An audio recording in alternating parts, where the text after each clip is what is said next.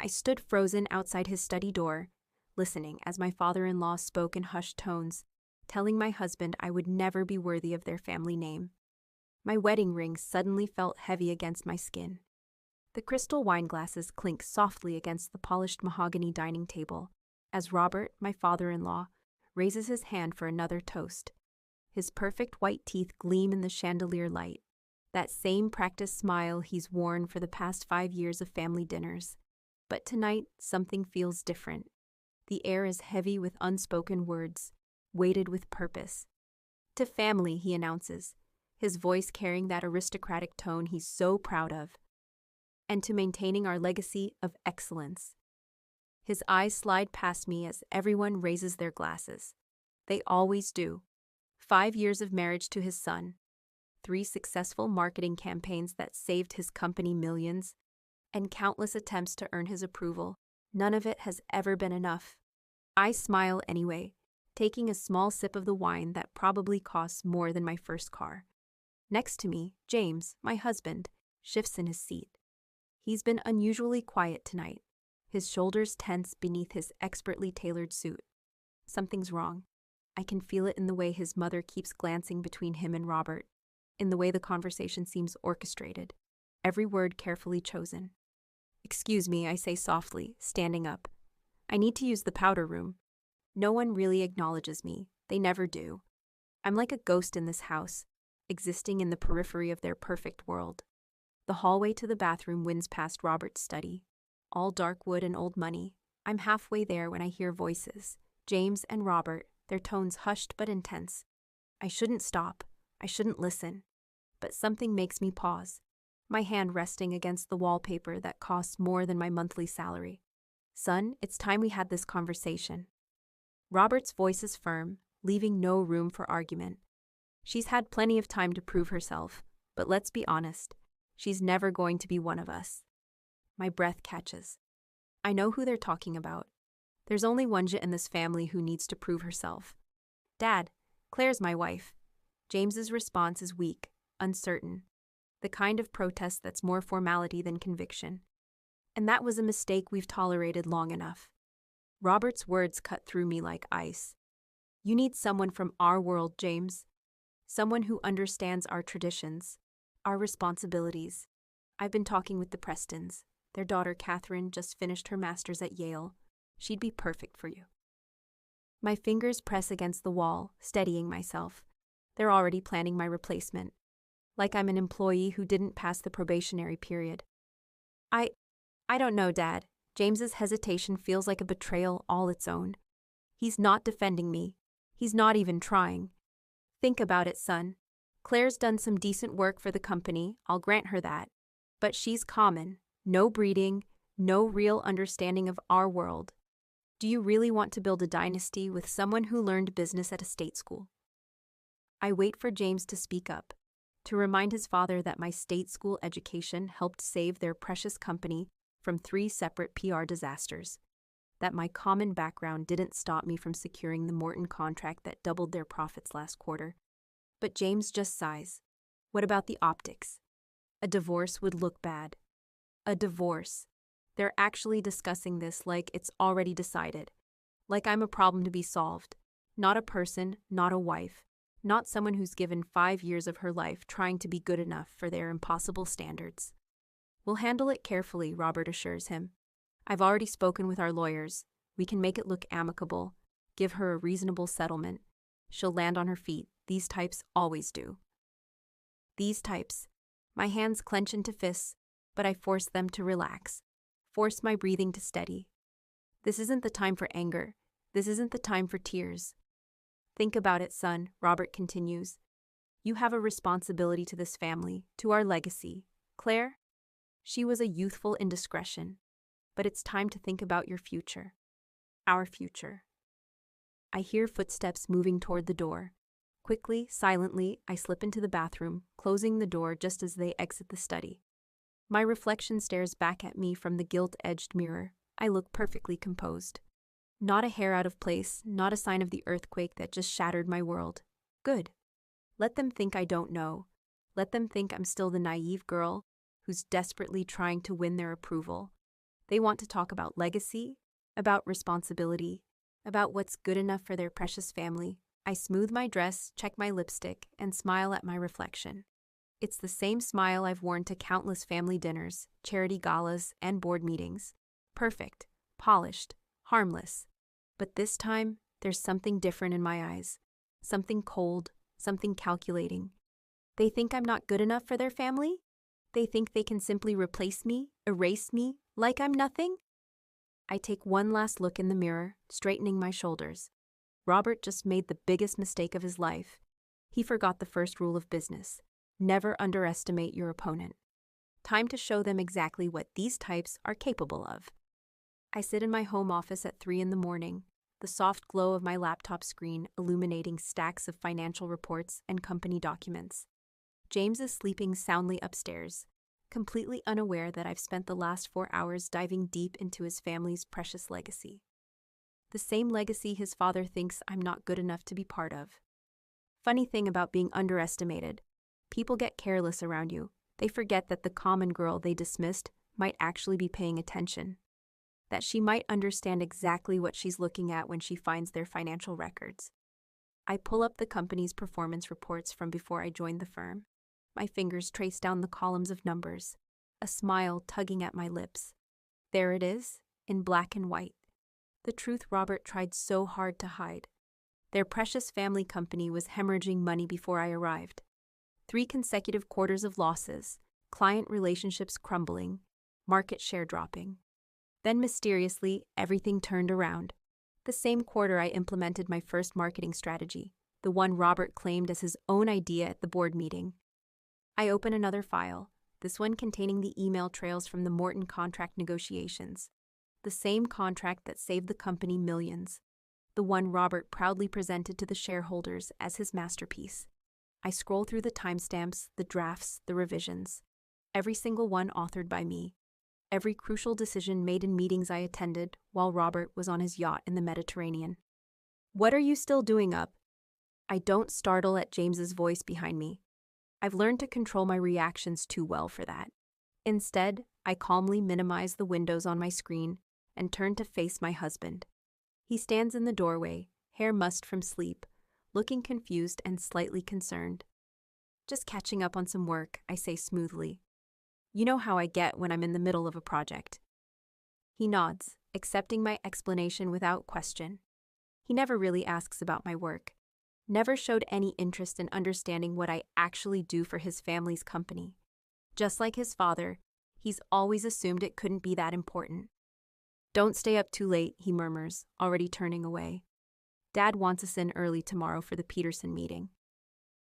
I wait until his footsteps fade back upstairs before reopening my files. The Peterson meeting, another piece of the puzzle clicks into place. I pull up the meeting agenda, and there it is. Robert plans to present my complete rebranding strategy as his own work. Again. But that's not what makes my blood run cold. There, in a folder marked Personal-RH, I find something else. Something that makes everything suddenly horribly clear. Emails between Robert and the Prestons going back 6 months. Discussions about Catherine, their perfect Yale-educated daughter. Meetings James had with her that he never mentioned to me. Restaurant reservations, private dinners, carefully orchestrated chance encounters. They've been planning this for months, setting up my replacement while I worked endless hours trying to prove myself worthy of their family name. I dig deeper, and the evidence keeps mounting. Robert has been systematically taking credit for my work, while simultaneously orchestrating my removal from the company.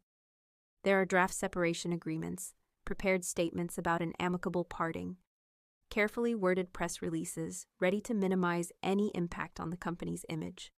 My hands should be shaking. I should be crying, screaming, throwing things at the wall. But instead, I feel strangely calm as I download everything to a secure drive. Every email, every document, every shred of evidence that proves what I've actually done for this company. I pause on a photo attached to one of Robert's emails. James and Catherine Preston at some charity gala last month. The gala I couldn't attend because I was working late finalizing the Peterson proposal. They're standing close, laughing at some private joke. She looks exactly like what Robert wants in a daughter-in-law. polished, prestigious, proper. Perfect for maintaining the legacy, I whisper, echoing Robert's words from his emails. I close my laptop and lean back in my chair, staring out at the pre-dawn sky. They think they have everything planned out perfectly. The dutiful son following his father's wishes, the convenient replacement wife waiting in the wings, the clean disposal of the common girl who dared to reach above her station. But they made one crucial mistake. They assumed I was just another corporate trophy wife, too stupid to protect myself, too weak to fight back. They never bothered to look closely at the contracts I wrote, the clauses I inserted, the partnerships I built. They never realized that while they were busy planning my exit, I was quietly becoming indispensable. I stand up and walk to the window, watching the first hints of sunrise color the sky. In a few hours, I'll go to the office. I'll smile and nod and play my part perfectly. I'll watch Robert present my work as his own one last time. And then I'll start dismantling everything he holds dear, piece by precious piece. Because Robert was right about one thing. I'm not good enough for his family. I'm better. Sarah Chen's office feels like a sanctuary compared to the suffocating grandeur of the Harrison family estate. No crystal chandeliers or mahogany panels here, just clean lines, modern furniture, and the quiet competence of one of the city's most ruthless corporate lawyers. And more importantly, she's never been impressed by the Harrison name. Well, Sarah says, carefully reviewing the documents spread across her desk. I have to admit, Claire, you've been busy. She looks up at me, a smile playing at the corners of her mouth. And thorough, very thorough. I sit perfectly straight in my chair, hands folded in my lap, the proper posture Elizabeth Harrison spent years trying to drill into me. I learned from the best, I reply smoothly. Isn't that what Robert always says? Excellence in everything? Sarah snorts, picking up another document. The patents alone would be enough to cause problems. But these emails? She shakes her head. They really didn't think you'd find these, did they? They never thought I'd look, I correct her.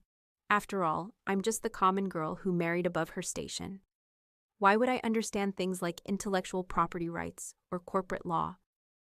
Sarah's eyes narrow as she reads through another page. These contract clauses.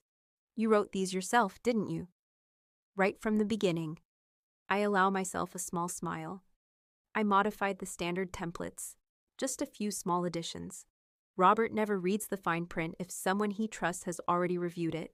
And well, he trusted his son's wife to handle the mundane paperwork, while he focused on the real business. Clever, Sarah murmurs. Very clever. So every major client contract for the past 3 years has my personal service clause embedded in it, I finish for her. The clients aren't just contracted with Harrison Industries. They're contracted specifically with me as their account manager and strategic lead. Sarah lets out a low whistle. And if you leave, the contracts become void after 30 days. The clients can walk away without penalty. And would they? I think about the relationships I've built, the late-night calls I've taken, the problems I've solved while Robert was accepting awards for my work. They would. Every single one of them. Sarah leans back in her chair, studying me. You know, when you first married James, I wondered what Robert Harrison's golden boy saw in a scholarship kid from State University. She gestures at the evidence laid out before her. Now I'm wondering what you saw in them. I think about James's kind smile, the way he used to look at me with pride before his father's approval became more important than his wife's happiness. I saw what I wanted to see, I admit, just like they saw what they wanted to see in me. Sarah nods, then starts organizing the documents into distinct piles. All right, here's what we're dealing with. You have proof that Robert has been systematically taking credit for your work. You have evidence of them planning to push you out while setting up James with another woman. You have bulletproof contracts that could potentially tank the company if you leave. And she holds up a particular email chain. You have documented proof of Robert Harrison discussing insider trading with his golf buddies. She raises an eyebrow. That last one's particularly interesting. I thought so too, I say mildly, especially since it involves the Prestons. You know, the family with the perfect daughter he wants James to marry. Sarah's smile turns predatory. Oh, this is going to be fun. She starts making notes.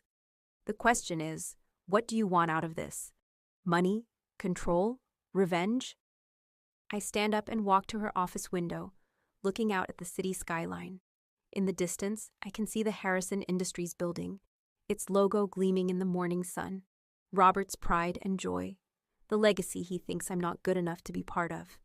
I want what I've earned, I say finally, turning back to face her. Every project they stole, every idea they claimed, every bit of credit they took, I want it all back. And I want them to know exactly who's taking it from them. Sarah studies me for a long moment, then nods. We'll need to time this perfectly. The shareholders' meeting is next week? Yes, Robert's planning to present my Peterson strategy as his own masterpiece, the culmination of his visionary leadership. My lips curl slightly. He's invited all the major players, even the Prestons will be there. Perfect, Sarah starts typing on her laptop. I'll have everything ready, but Claire, ... She looks up at me, her expression serious. Once we start this, there's no going back. Your marriage, your place in the family, it'll all be over. I think about the dinner 2 nights ago, about Robert's dismissive words, about James's weak protests, about 5 years of trying to be good enough for people who had already decided I never would be. My marriage was over the moment they started planning my replacement, I say quietly. And as for my place in the family, I pick up the file containing proof of Robert's insider trading. I think it's time the Harrison family learned what really makes a person worthy of their name. Sarah grins. Well then, let's get to work. We have a legacy to dismantle. I sit back down, smoothing my skirt with practiced precision. Robert always said attention to detail was everything. Time to show him just how well I learned that lesson. One more thing, I add, pulling out my phone. I need you to draft a new contract, something specific for the Peterson deal. Oh? Yes, I smile, thinking of Robert's face when he presents my strategy next week. Let's make sure this one is absolutely perfect. After all, it's going to be his last. The Harrison Industries boardroom gleams with polished perfection, just like everything else in Robert's world. Floor-to-ceiling windows offer a stunning view of the city, while the massive mahogany table reflects the morning light. Every seat is filled, board members, major shareholders, and of course the Prestons, sitting prominently near Robert's end of the table. I sit quietly in my usual spot, half hidden behind my laptop, playing my assigned role of dutiful note-taker. Catherine Preston keeps glancing at James, who's trying very hard not to look at either of us. Robert stands at the head of the table, commanding attention as he always does, completely unaware that he's about to present his own downfall. Ladies and gentlemen, he begins, his voice carrying that perfect mix of authority and charm. Today marks a pivotal moment for Harrison Industries. The Peterson strategy we're about to unveil represents the future of this company, my vision for taking us to unprecedented heights. My fingers hover over my keyboard, waiting. Sarah Chen sits near the back of the room, a quiet observer. We catch eyes briefly, and she gives me the slightest of nods. Robert clicks to the first slide of his presentation, my presentation, the one I spent 6 months perfecting while he was busy planning my replacement. As you can see, he continues, gesturing to the complex market analysis I created, our approach here is revolutionary, the integration of AI-driven analytics with traditional market sectors. He pauses, frowning slightly at the technical details. Details he clearly doesn't understand. Mr. Harrison, I speak up, my voice carrying clearly across the room. Perhaps you'd like me to explain the technical framework, since I designed it. The room goes silent. Robert's perfect smile falters for just a moment before he recovers. Ah, Claire, always so eager to contribute, but I think I can handle presenting my own strategy. Your strategy? I close my laptop slowly, deliberately. That's interesting, because I have here the original project files, complete with creation dates, revision histories, and my digital signatures on every page. I gesture to Sarah, who starts distributing folders to everyone at the table. I thought the board might be interested in seeing who really developed this revolutionary approach. Robert's face darkens. Claire, what do you think you're doing? What I should have done a long time ago, I reply, standing up. You see, ladies and gentlemen, Robert Harrison has been presenting my work as his own for years. The Morton contract? Mine. The Digital Transformation Initiative. Also mine. And this Peterson strategy? Every single detail was developed by me, while Robert was busy. I pause, glancing at Catherine Preston, attending to other matters. The board members are flipping through the evidence, murmuring amongst themselves. James looks like he's about to be sick. The Prestons are shifting uncomfortably in their seats. This is ridiculous, Robert snaps. But his voice has lost its authority. The board knows my track record, my expertise. Your expertise. I pull up the company's historical performance data on the main screen. Let's talk about your track record, Robert. 3 years of declining revenues before I joined the company. Then mysteriously, everything turned around. Would you like to explain how that happened? You're out of line, he snarls, but I can see the fear creeping into his eyes. Am I? Or am I finally stepping into my rightful place? I turn to address the board directly. For years, Robert has been taking credit for my innovations, while simultaneously planning to push me out of the company. He thought I was too common, too beneath him to fight back. That was his first mistake. Mr. Peterson himself leans forward, his expression grave. These claims are very serious, Mrs. Harrison. Do you have proof? Proof? I smile, clicking to the next slide. I have emails, I have recordings. I have documented evidence of every project Robert claimed as his own. But more importantly, I pick up a contract from my folder. I have this. Robert's face goes pale as he recognizes the document. The Peterson contract, he whispers. Yes, the one you were so eager to sign without reading the fine print. The one that specifies that I, personally, must remain as lead strategist for the entire duration of the project. I turn back to the board. In fact, similar clauses exist in every major contract I've handled. If I leave Harrison Industries, those contracts become void. Our clients can walk away without penalty. The room erupts in confused murmurs. Board members are frantically reviewing documents. Legal counsel is being summoned. And Robert looks like his perfect world is crumbling before his eyes. You can't do this, he manages, his voice hoarse. This is my company, my legacy. No, Robert, I say softly, but loud enough for everyone to hear. This was your company, but you got careless. You were so busy looking down on me, so convinced of your own superiority, that you never bothered to look closely at what I was actually doing. That was your second mistake. James finally finds his voice. Claire, please. Don't. I cut him off without even looking at him. You had your chance to speak up. You chose your side. I turn back to the board. Ladies and gentlemen, I have a proposal for you, one that will ensure the continued success of Harrison Industries. But first, I look directly at Robert. We need to discuss some changes in leadership. Robert's hands clench into fists. You think you can just walk in here and take over? You're nothing without the Harrison name. I smile, thinking of all the documents Sarah is about to reveal. That's where you're wrong, Robert. The Harrison name is nothing without me, and I'm about to prove it. The morning sun streams through the windows, illuminating the boardroom in harsh clarity. In this light, I can see every crack in Robert's perfect facade, every tremor in his hands, every bead of sweat on his forehead. This is just the beginning. By the time I'm done, he'll wish he had never underestimated the common girl who dared to reach above her station. The next 48 hours unfold like a perfectly choreographed dance, each step calculated, each move precise. I sit in my home office, soon to be just my office, as James hasn't come home since the board meeting, watching the Harrison empire crumble one piece at a time. My phone hasn't stopped buzzing. Emails, texts, calls from reporters, all wanting to know more about the Harrison Industries leadership crisis. I ignore them all, let them speculate. The truth is far more interesting than anything they could imagine. The first domino falls at exactly 9 a.m., when the Morton Group announces they're reviewing their contract with Harrison Industries. By 9:30, 3 more major clients have followed suit. My phone lights up with a text from Robert, the first direct communication since the board meeting. What have you done? I smile, thinking of all the times he dismissed my client relationships as playing nice with the help. I type back a single word, waiting. He calls immediately. I let it ring twice before answering, keeping my voice professional, controlled.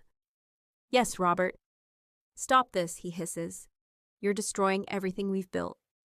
Everything I built, I correct him. You just took the credit. There's a difference. What do you want? His voice cracks slightly. Money? A public apology? Name your price. I lean back in my chair, savoring the moment. Oh, Robert, you still think this is a negotiation. That's your third mistake. Before he can respond, my other line beeps. It's Mr. Peterson. I switch calls, leaving Robert hanging. Mrs. Harrison, Peterson's voice is grave. I've reviewed everything, the technical specifications, the implementation plans, the communication strategies. This was all your work, wasn't it? Every word, I confirm. There's a long pause. We signed with Harrison Industries because of these innovations. We were promised the best. If you're leaving? Who says I'm leaving? I keep my tone light. I think it's time Harrison Industries had new leadership, don't you? Another pause. I'm listening. By noon, the news has spread through the industry. Harrison Industries' stock starts to dip as more clients express concerns. Sarah sends me updates from her sources inside the company. Robert is in full panic mode, trying desperately to contain the damage. Elizabeth, my mother-in-law, tries next. She shows up at my door unannounced, perfectly coiffed as always, but I can see the strain around her eyes. Claire, darling, she attempts her usual condescending smile. We need to talk about this unfortunate situation. I step aside, letting her enter. Let her see the boxes packed in the hallway, the spaces where family photos once hung. Yes, we do. Would you like to start with how you helped plan my replacement, or shall we discuss the tax fraud first? She freezes. I don't know what you're talking about. No. I retrieve a folder from my desk. These records of charitable donations to offshore accounts suggest otherwise. It's amazing what you can find when you actually read the financial reports, isn't it? Her face goes pale. You wouldn't. I already have. The IRS is very interested in the Harrison Family Foundation's creative accounting. She sinks onto the sofa, her perfect posture crumbling. Why are you doing this? Because you taught me well, Elizabeth. Everything must be perfect, I quote her favorite phrase back to her. No weakness, no mistakes, no exceptions. Isn't that what you always said? A text buzzes on my phone. James, finally. We need to talk. Your son wants to talk, I tell Elizabeth, showing her the message. A bit late for that, don't you think? She stands up, straightening her designer suit with trembling hands. You'll regret this. The Harrison name means nothing without the success I brought to it, I finish for her. You should go home, Elizabeth. Robert's going to need your support. The board meeting tomorrow is going to be difficult. After she leaves, I pour myself a glass of wine. The expensive kind Robert always said I couldn't properly appreciate. My laptop screen shows the latest news. Harrison Industries leadership in question. Major clients demand answers. James texts again. Please, Claire, let me explain. I think about the nights I spent working while he attended secret dinners with Catherine Preston. About the times he stayed silent while his father belittled me. About how quickly he forgot who I was, what I was capable of. Nothing to explain, I text back. You made your choice. Now live with it. The sun sets over the city, casting long shadows across my office. Tomorrow the board will convene for an emergency meeting. They'll review the evidence of Robert's fraud, the proof of his deceptions, the documentation of every project he stole from me. They'll see the client contracts that hang by a thread, my thread. And then they'll have a choice to make. My phone buzzes one last time. Sarah. Everything's ready for tomorrow. Are you sure about this? I look at the family photo still sitting on my desk. The last one taken before I discovered their betrayal. Robert and Elizabeth standing proud, James by their side, me smiling politely on the edges. Always on the edges. Yes, I reply. Time to show them what common really looks like. Tomorrow the Harrison legacy will end, and mine will begin. The Harrison family estate feels different today. The grand foyer that once intimidated me now seems smaller, less impressive. Like seeing behind a magician's curtain, once you know the tricks, the magic disappears. I arrive exactly on time, my heels clicking against the marble floors, as Sarah Chen walks beside me. The family is already gathered in Robert's study, that sacred space where so many decisions about my inadequacy were made. How fitting that it should end here. Ready? Sarah asks, her briefcase heavy with documents that will shatter the Harrison legacy forever. I straighten my spine, smooth my dress. Designer, of course. One last performance of the role they created for me. Always. We enter the study to find them arranged like figures in a classical painting. Robert behind his massive desk, trying to project authority. Elizabeth perched on the leather sofa, maintaining her facade of grace under pressure. James standing by the window, looking lost. And Catherine Preston, surprisingly present, hovering uncertainly near the door. What is she doing here, I ask, though I already know. One last attempt to show me my replacement, to remind me of my place. Catherine is family, Elizabeth says smoothly. Or she will be, once. Once what? I interrupt. Once you've properly disposed of me. Tell me, Catherine, did they promise you my office too, or just my husband? Catherine flushes, taking a step back. James finally turns from the window. Claire, please, this isn't necessary. No? I set my briefcase on Robert's desk with a sharp click. I think it's long overdue. Sarah? Sarah begins distributing folders to everyone in the room. These are copies of everything we've submitted to the board, the SEC, and the IRS. I suggest you review them carefully. Robert doesn't even open his folder. If you think you can threaten us. Threaten you, I laugh, the sound echoing off the wood-paneled walls. Robert, if I wanted to threaten you, I would have done it months ago. This isn't a threat. This is a courtesy notification. Elizabeth opens her folder, her perfectly manicured hands trembling slightly as she reads. Her face goes pale. This is a mistake. These records are completely accurate, Sarah interjects. Every transaction, every hidden account, every falsified donation. My team has verified everything. You're bluffing, Robert says, but there's fear in his voice now. The board would never. The board just concluded an emergency session, I cut him off. Would you like to know what they decided? James steps forward, finally finding his voice. Claire, whatever this is, we can work it out. We're family. Family. I turned to face him fully. Was I family when your father told you to leave me? When you had dinner with Catherine while I worked late? When you sat silently through every dismissal, every insult, every subtle reminder that I wasn't good enough for the precious Harrison name? I never meant to get caught, I finished for him. No, you didn't. None of you did. That was your fatal flaw. You were so convinced of your own superiority that you never imagined the common girl could outmaneuver you. Robert stands abruptly. Get out, all of you. This is still my house. Actually, Sarah interrupts, pulling out another document. As of an hour ago, it's not.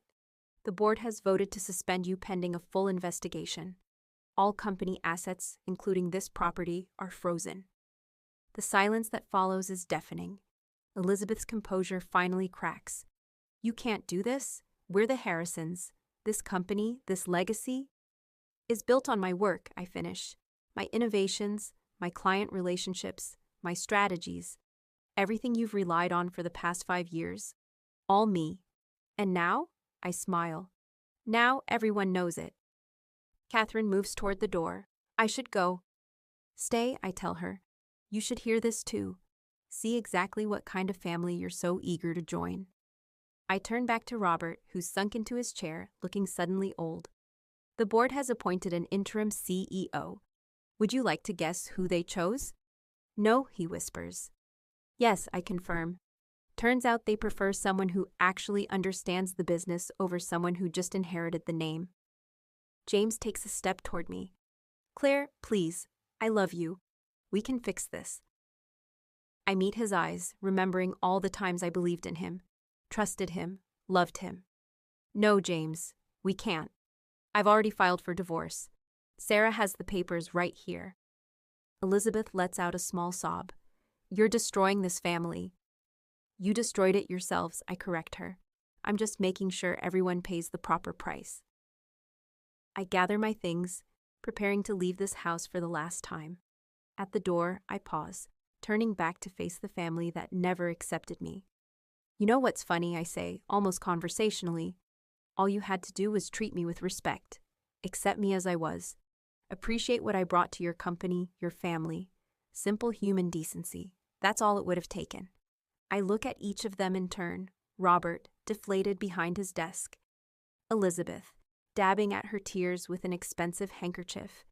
James, looking lost and broken.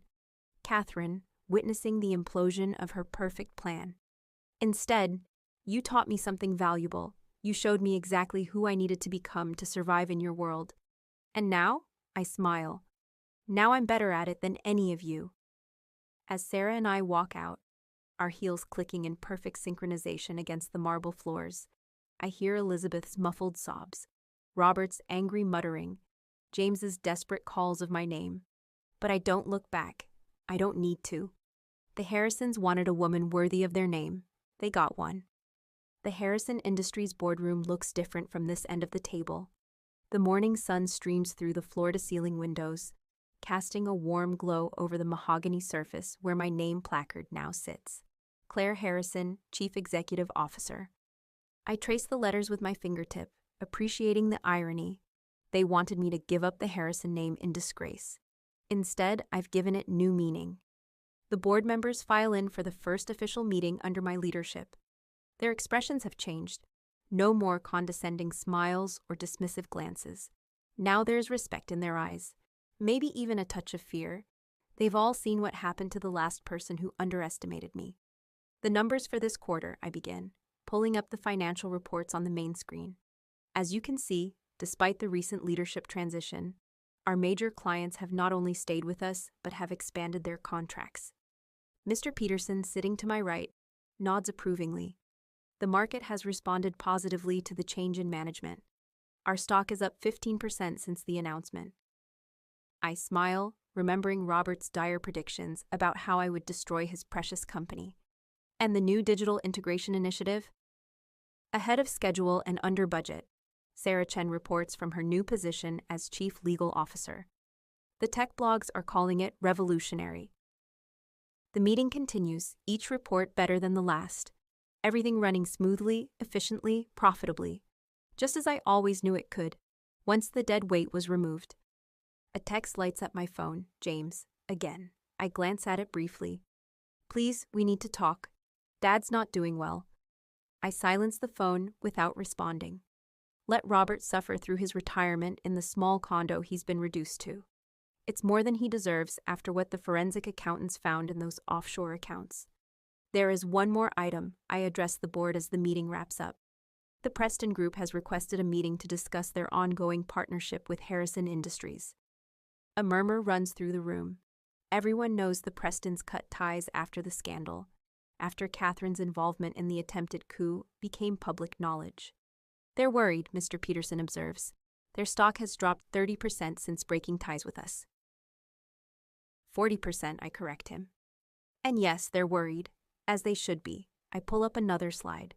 Our new competitive analysis initiative launches next week, directly targeting their market share. Sarah smirks. Couldn't happen to nicer people. The board meeting concludes, and I remain in my chair, watching as they file out. Each one stops to shake my hand, to offer congratulations on the company's performance. Such a change from 6 months ago, when they barely acknowledged my presence.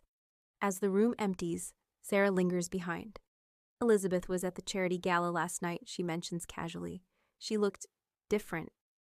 I can imagine. The social humiliation has been hard on Elizabeth Harrison. No more chairwoman positions on prestigious boards.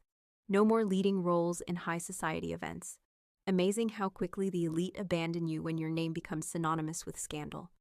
How's the divorce proceeding? Sarah asks. Final hearing next week, I reply, gathering my papers. James signed everything. No contest. Smart of him, though I was looking forward to destroying him in court. I shake my head. He's destroyed enough. The board stripped him of his position, his trust fund is gone, and his perfect new life with Catherine. I allow myself a small smile. Well, it's amazing how quickly a woman's affections cool when the money and power disappear.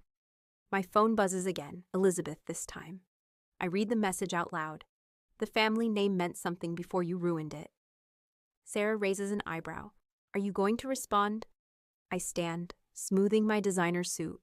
Chanel, because I've learned to appreciate the finer things in life. No need. The quarterly reports speak for themselves. Harrison Industries stock has never been higher, our client base has never been stronger, and our future has never been brighter. I gather my things. The Harrison name means more now than it ever did under Robert's leadership.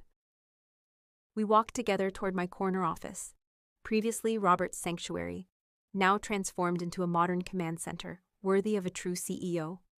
You know, Sarah muses, when you first married James, I thought you were making a mistake, trying to fit into a world that would never accept you.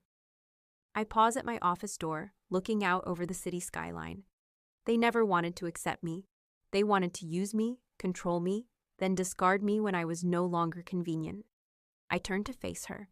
That was their mistake. And now? Now they understand what I've always known. You don't need the right background or the right connections to succeed. You just need to be smarter, work harder, and be willing to do what needs to be done. My assistant appears with the afternoon schedule, another full slate of meetings, presentations, and decisions that will shape the company's future. My future. One last thing, Sarah says before leaving. The business papers want interviews. They're calling you the queen of corporate warfare. I settle behind my desk, remembering all the times Robert sat here, looking down at me with condescension. Let them wait. I'm not done writing this story yet. Because that's the thing about power. It's not about who was born to it, or who inherited it, or who married into it. It's about who knows how to take it, hold it, and make it grow. And I'm just getting started. 1 year later, I stand at the same window where James once watched his father tell him to leave me. The view hasn't changed, but everything else has. The Harrison Industries building still dominates the skyline, but now it truly reflects its name. My name, earned rather than borrowed. The Wall Street Journal sits open on my desk, my face on the cover. The Rise of Claire Harrison, How One Woman Transformed a Family Empire. The article is kinder than the Harrisons deserve, but that's by design. I've learned that true power isn't about destruction. It's about reconstruction. Sarah enters without knocking. She's earned that right. The Preston Group filed for bankruptcy this morning. I don't turn from the window. Did they approach us about acquisition? Just as you predicted, their board is practically begging. A slight smile crosses my lips. Schedule a meeting for next week. Let them sweat a little longer. And Catherine, Sarah asks, a hint of amusement in her voice. I hear she's working as a junior associate at her father's former firm. Entry level. I finally turn from the window. Quite a step down from future Mrs. Harrison, wouldn't you say? Sarah settles into one of the leather chairs across from my desk. Speaking of Harrisons, James was seen at Morton's last night. Alone. Again. I sit down, picking up the special edition Forbes magazine featuring Harrison Industries' remarkable turnaround. Still drowning his sorrows. From what I hear, he's been trying to start his own consulting firm. No takers. She pauses. He still asks about you. Of course he does. I set the magazine down. He lost everything when he chose his father over me. His position, his reputation, his future. I straighten a pen on my desk. Amazing how quickly the business world turns on you when they realize you were just a name, not a talent. My phone buzzes, a text from Elizabeth. A year later, and she still hasn't learned. Saw your article, it reads. You've destroyed everything we built. I hope you're satisfied. I show the message to Sarah, who laughs. Should I remind her about the charity board elections? Every single organization voted her out. No need. I type back a simple response. Check tomorrow's stock prices.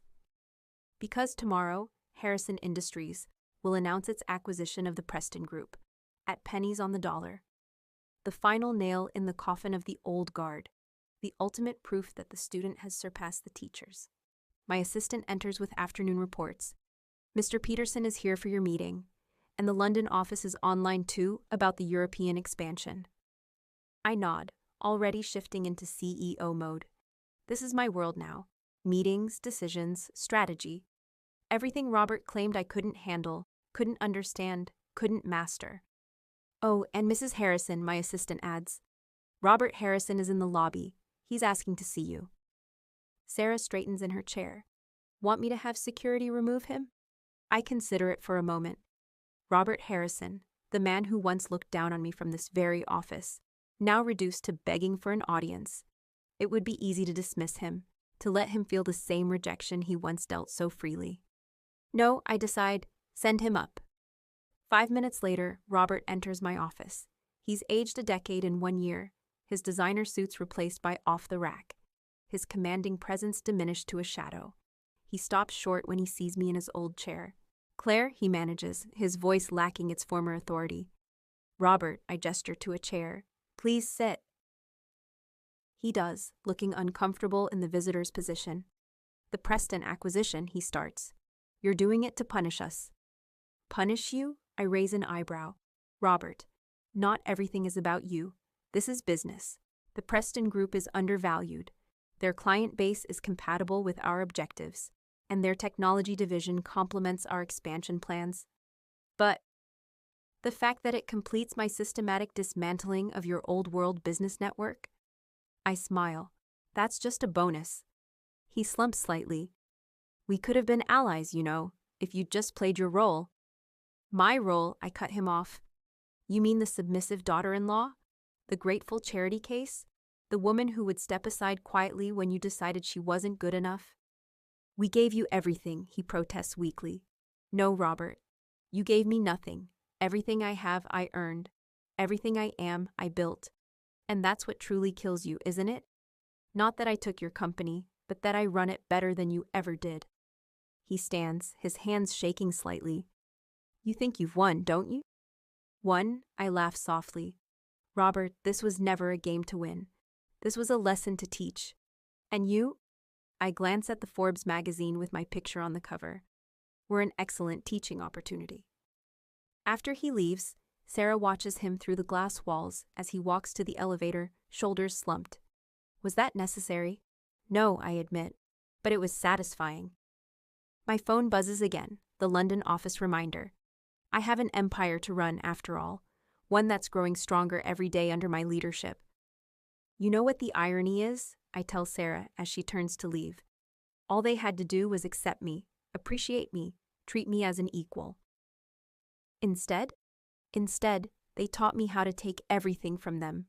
I turned to face the city, my city now, and I learned that lesson very, very well. The sun sets over the skyline, casting long shadows across the office that was once Robert's sanctuary and is now my command center. Tomorrow, I'll announce the Preston acquisition. Next month, we'll launch the European expansion. By year's end, Harrison Industries will be unrecognizable from the company Robert built.